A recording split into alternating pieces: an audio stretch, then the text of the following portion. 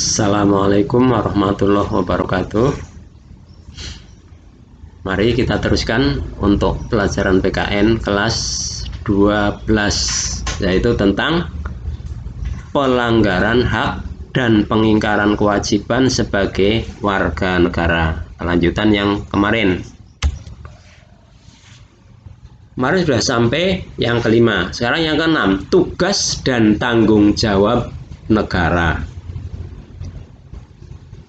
Saya ulangi lagi, tugas dan tanggung jawab negara. Tanggung jawab negara adalah kesadaran manusia akan tingkah laku atau perbuatannya yang disengaja maupun tidak disengaja. Tanggung jawab berarti berbuat sebagai perwujudan kesadaran akan kewajiban. Tanggung jawab bersifat kodrat, yang artinya sudah menjadi bagian hidup dari manusia, bahwa setiap manusia itu dibebani dengan tanggung jawab. Jadi setiap orang, setiap manusia itu memiliki tanggung jawab. Tanggung jawab itu dibedakan menurut keadaan manusia itu sendiri. Satu diantaranya adalah tanggung jawab terhadap Sang Pencipta atau terhadap Tuhan. Yang pertama, yang pokok. Yang kedua, tanggung jawab terhadap diri sendiri. Setiap orang memiliki tanggung jawab masing-masing terhadap dirinya sendiri.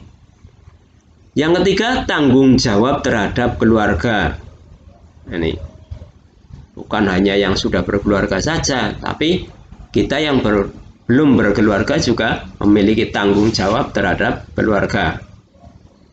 Kemudian yang keempat, tanggung jawab terhadap masyarakat. Kita hidup di lingkungan masyarakat, kita punya kewajiban terhadap masyarakat. Yang kelima, tanggung jawab kepada warga negara. Kita sebagai warga negara punya tanggung jawab terhadap negara. Peranan negara sesuai dengan pasal 1 Undang-Undang Nomor 39 tahun 1999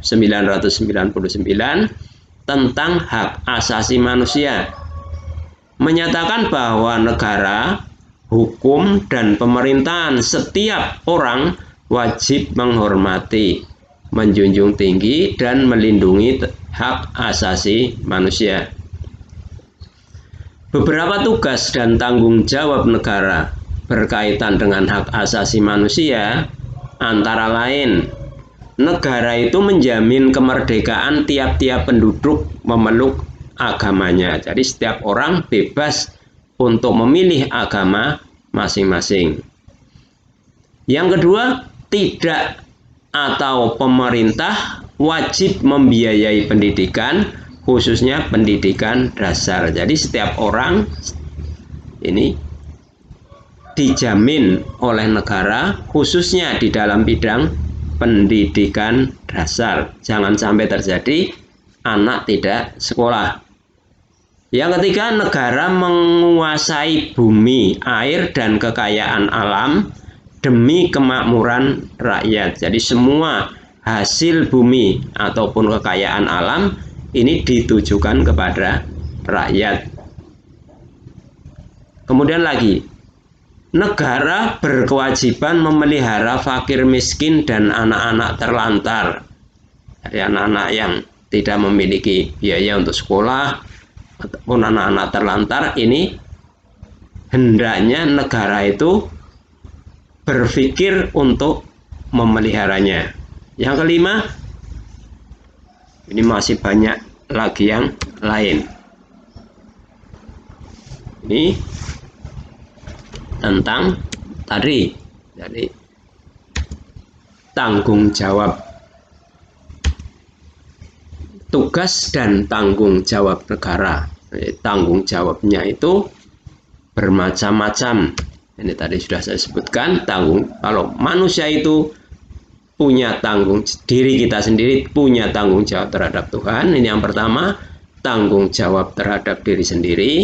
tanggung jawab terhadap keluarga, tanggung jawab terhadap masyarakat, dan juga tanggung jawab kita terhadap negara. Nah, peranan ini ada di dalam Undang-Undang Nomor 39 tahun 1999, yaitu tentang hak asasi manusia, bahwa negara, hukum, pemerintahan, dan setiap orang wajib menghormatinya, menjunjung tinggi, dan melindungi. Ini sudah jelas dijamin oleh negara. Ini tugas dan tanggung jawab negara itu berkaitan dengan hak asasi manusia. Tadi sudah, negara menjamin kemerdekaan untuk memeluk agama.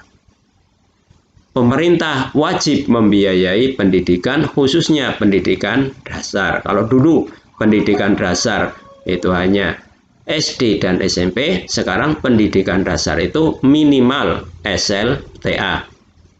Negara menguasai bumi, air, dan kekayaan alam.